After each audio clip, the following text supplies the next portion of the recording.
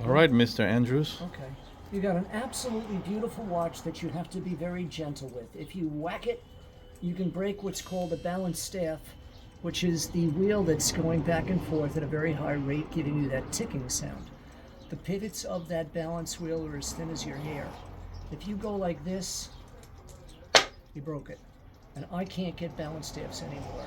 30 years ago, I could get them within 3 days. Now it's impossible. It's like hen's teeth. When you wind it, don't get a death grip on the crown, which is the little knob that you turn. Just start to turn it. You don't even have to look at it. Feel. When it starts to get snug, your fingers will slip. That's it. All right, to set the time, take your middle fingernail and your thumb and come in, and you'll feel it click out. It's a tight crown. One position, and you'll feel it like snap. What it's doing is it's drawing arms, and it all like that to engage the wheels that turn the hands. When you're finished putting it on the right time, push it in, and it'll click back into position. Don't get a death grip on the crown, because you could rip the shaft. It's called the stem. You'll rip it right out of the movement. Okay. So be gentle. That's all. It's always better to go this way. So in effect, you're turning the minute hand backwards. That'll minimize the risk of unscrewing that crown off the stem. When you, this was meant as a daily wear watch.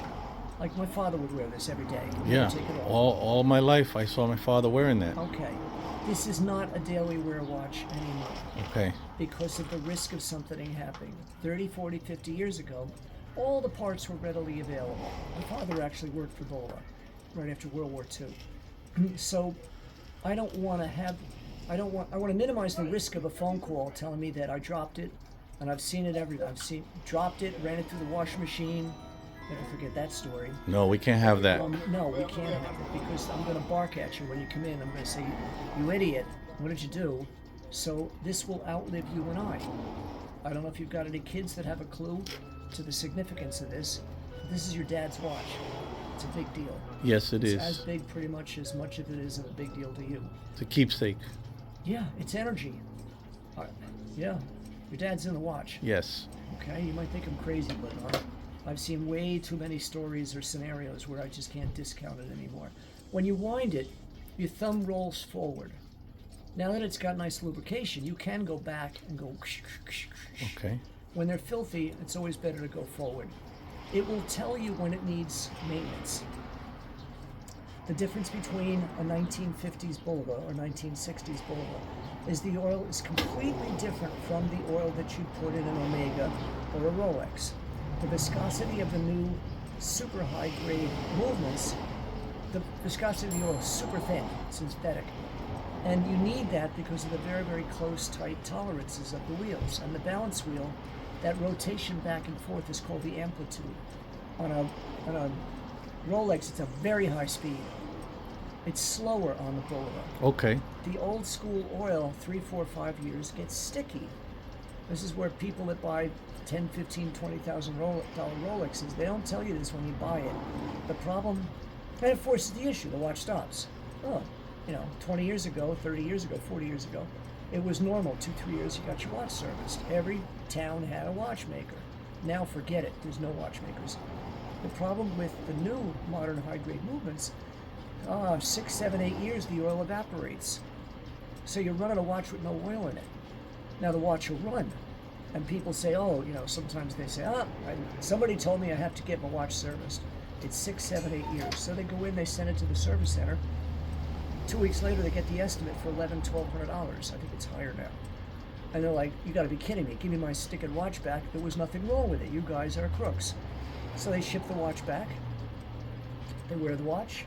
6 months, 8 months, 10 months later, they pick it up in the morning, it's not running. Wind the mainspring. 3 days later, it's 7 minutes slow. Okay, pull the crown out, put it on the right time, wind. A week later, it stops again. Light bulb goes on. Oh, I guess now I'm supposed to get the watch cleaned or serviced. Goes to another retailer because they thought the first one was a crook. Because they wanted $1,100, $1,200, and there was nothing wrong with the watch in their mind. The problem now, the bill comes back $1,800 to $2,000. It's like, take your car and drive it and take your oil pan plug and let all the oil run out of the car. Yeah. You get scoring. It's grooves. You've got a steel pivot turning in a steel hole. They get ridged grooves, and it's fine that the wheel. It's called end shake. You need to have movement within the plates of the wheel.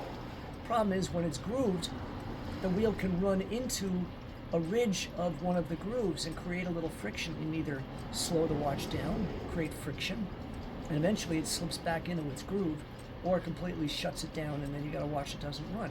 The poor service centers, and both my girls have worked for them, the watchmakers are just, every month they get a proficiency report. Any watch that doesn't pass QC gets dinged on their report. So they say, screw this. They put it on a timing machine. The amplitude is, okay, change the fourth wheel, change the third wheel, change the second wheel, change the mainspring, change the mainspring. And you get this laundry list of parts that have just worn out that should not have worn out. It's just because the owner didn't Maintenance. take care of it. Right. I have a watch. I will bring you another watch for maintenance. Okay. It's not for repair, just maintenance. Yeah, so Yeah. you're good to go. Awesome. Thank you so much. It's a pleasure.